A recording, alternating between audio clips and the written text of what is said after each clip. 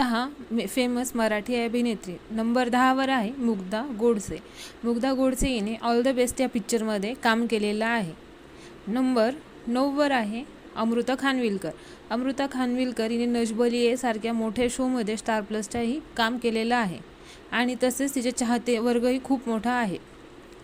Number 8वर आहे मंजरी Phadnis.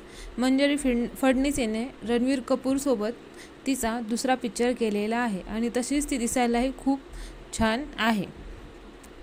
Number 7वर आहे रेणुका शहाणे. रेणुका शहाणे हिने तिचा डेब्यू फिल्म सलमान खानसोबत म्हणजेच सलमान खानची भाभी असा केलेला आहे तिचा फर्स्ट रोल. नंबर 6वर आहे सागरिका घाटगे. सागरिका घाटगे ही पण मराठी पिक्चरामध्ये हिने काम केलेलं आहे. तसेच हिने हिंदीही पिक्चरांमध्ये काम केलेलं आहे आणि पंजाबीही. नंबर 5वर आहे श्रद्धा कपूर. श्रद्धा कपूरचा स्टार्टिंगचा पहिला मूवी आहे ते मेरी आशिकी तुम ही हो. तसेच तिने बऱ्याच हिंदी फिल्ममध्ये काम केलेलं आहे. नंबर 4वर आहे सोनाली बेंद्रे. सोनाली बेंद्रे ही 19च्या दशकातली फेवरेट आणि सगळ्यांची आवडती अभिनेत्री होती.